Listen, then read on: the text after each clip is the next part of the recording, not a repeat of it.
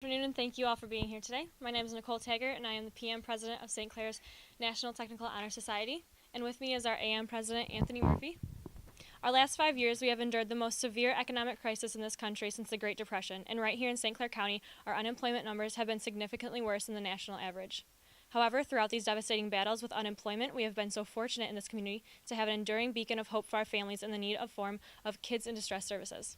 A big part of the mission of NTHS is to provide service and commitment to the community, and no one serves as a better example of selflessly giving to those in need than kids in distress. Over the past holiday season, St. Clair Tech's chapter of NTHS spearheaded our first major community enrichment project entitled Tech Kids Care. We challenged all of our students in each classroom to dig deep and bring in donations of clothing and personal care items, as well as donate any spare change that could benefit kids in distress. Throughout this campaign, it took 6 minivans to deliver all the donated clothing and personal care items, and now as a token of appreciation for all of the hard work and dedication that you show off to this community, the National Technical Honor Society and all of the students at St. Clair Tech would like to present this check in amount of $2,500 to Kids in Distress Services to show just how much Tech Kids care.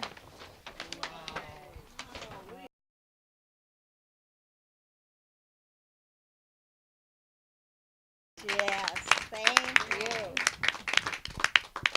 I'll give you a little history of Kids in Distress. Jane Robinson was a foster mom, and she started Kids in Distress in her garage because foster parents didn't have any place to go to get clothing for their children.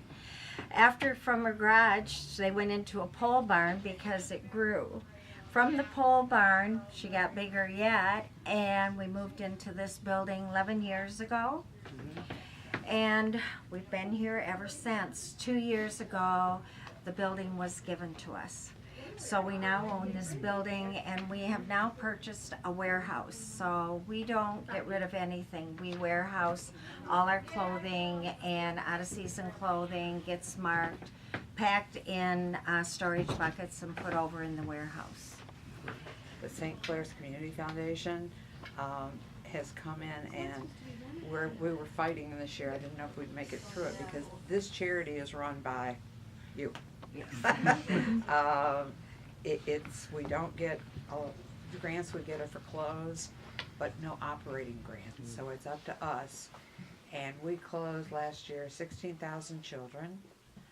We gave out $1.4 million in clothing to those 16,000 kids, and we did it on a budget of $100,000. Dad paid for everything. So can you tell me, what is NTHS? NTHS is kind of like National Honor Society, but it's National Technical Honor Society for technical schools. It's where we just kind of help out in the community, do fundraisers, just give back to the community because they do a lot for us. We have 136 places where children can get a referral. We need to know that they do have a need. Everything here is free. There is absolutely no money that changes hands. When they come in, they get a sheet like this, and we explain everything that they can have. And we give them enough clothing that they have enough clothing for a whole week.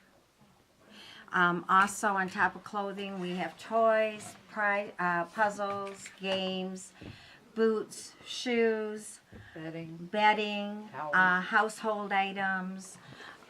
We give it all for free. Most of our household items are donated. We do not purchase household items, towels or sheets or blankets. They're all donated to us. We got a billboard this year, which we're thrilled about because now we can put our needs outside, and it was frozen. We couldn't get to it for about 2 weeks, but we can after today, so we're thrilled over that. And I'll tell you, one you probably heard, there was a little girl that her mom was shot in the home up in Port Huron not long ago. And I don't know who got the police there, but this little girl was only 5 or 6 years old. And the police came in and took her, and then Child Protective Services got her to take her to a foster home.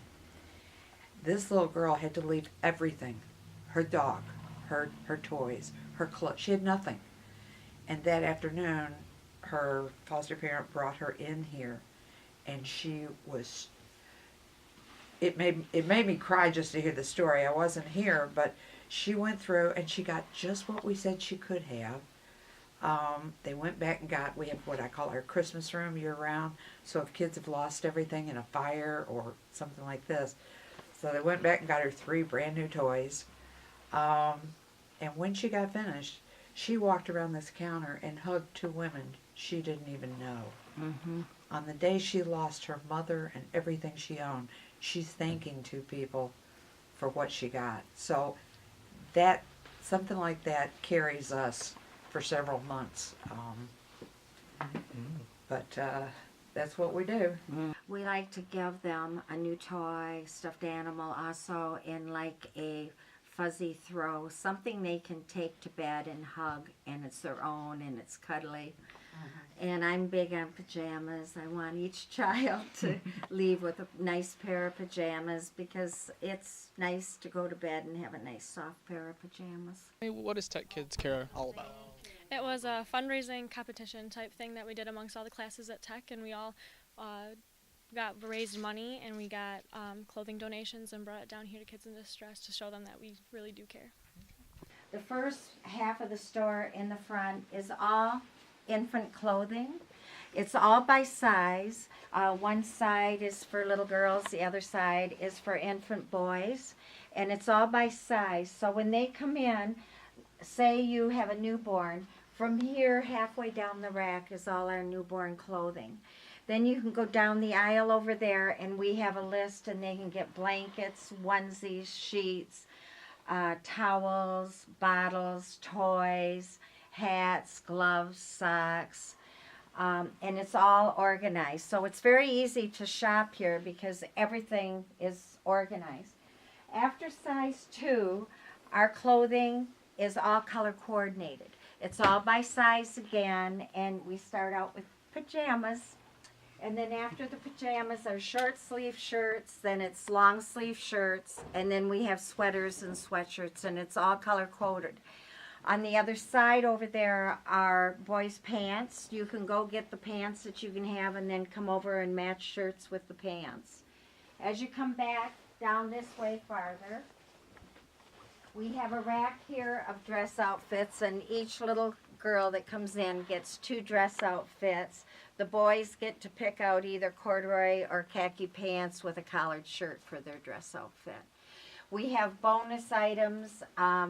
We just call them bonus items, and it's extra things, and each child can take 5 bonus items. It can be socks, a pair of dress shoes. Each child can get a throw when they come in. This is our baby equipment over here, and as you can tell, we're pretty low right now.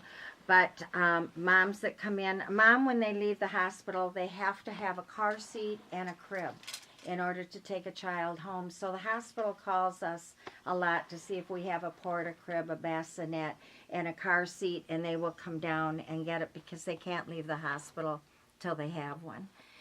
This is all the girls' shoes here. The boys' shoes are over there. And this is all the pants for girls. The boys are over on that far wall. They're all by size. These, all the shirts, sweaters, same thing. They're all color coordinated, and it's all by size. Back here we have all our household items, toys, puzzles, bikes. We even get bikes in, sheets, blankets, pots and pans. We have a very hard time keeping pots and pans and towels in stock. They come in and out the door practically the same day. They're allowed 3 toys apiece, a puzzle apiece, and a game apiece. They can have 5 books apiece, 5 movies for the family. 5 movies for the family. And every 6 months they can get shoes when they come in. They're able to come in every 90 days, but every 6 months they can get a new pair of shoes, a different pair of shoes. We'd like to give them every 3 months. We just don't have enough for as many that come in. I'm always out looking for shoes on sale. And we're just sorting the clothes by size. Over there are shoes that we have to fill the shoes out on the floor. We just wash shoes. These are all drying. We have buckets of clothing for the infants, and we sort it, and then we make the outfits. These are blankets that we just got. There was a store in Port Huron, and the water main broke, and it was all clean water and all wet blankets, and they gave them to us. And between all our volunteers and Troy cleaners, we did up all the blankets. Down here's another storeroom. Everything here is what's been packed today, and it's ready to go over to the warehouse for summer.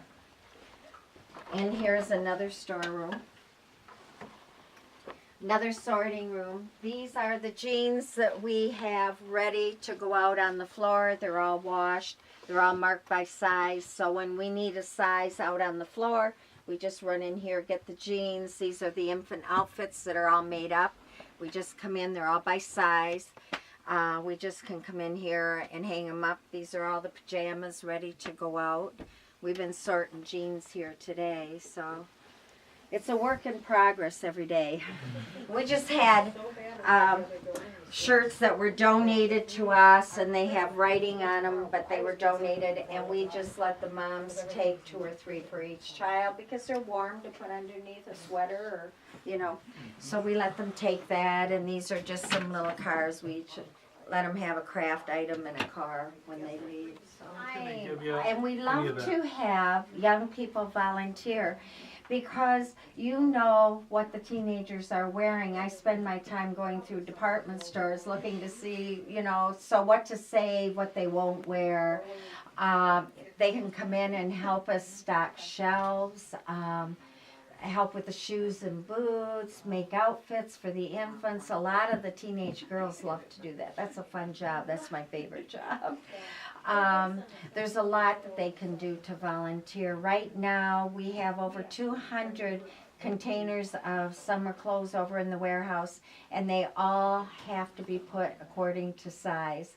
So it's probably going to be a 300-hour job.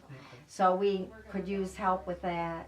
There's always something when someone calls and said, "Can I help?" Yeah, yes, you can.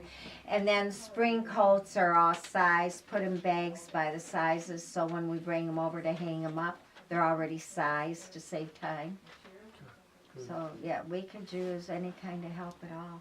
Good. We would love it. It was for kids in distress here, just to raise money, raise awareness, just to help out. Because these guys here, they do a lot of work.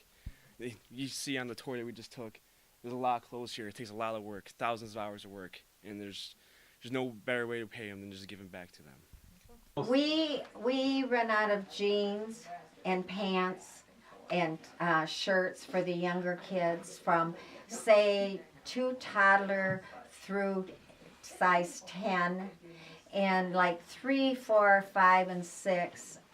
We run out all the time. We're always running around trying to find pants in that size. And for some reason this winter, it's been boys and girls both size 6 shirts that we're running short on. So we have a big need for that. We always have a need for bath towels. We cannot keep bath towels in stock. Pots and pans go in and out the door. Baby equipment. We can't keep cribs at all, or bassinets. They're in and out the door. High chairs, any baby equipment. And we really appreciate like students having like jean drives or clothes drives or a coat drive. It's a big help to us. What you brought in to us was a wonderful help. We used everything that you brought, and most of it was on the shelf within a week. So that was wonderful. We just saw that they were in need and that they were in our community, and we always want to give back to our community and help in any way we can, and we saw that they needed help, and what better thing than for kids to help other kids.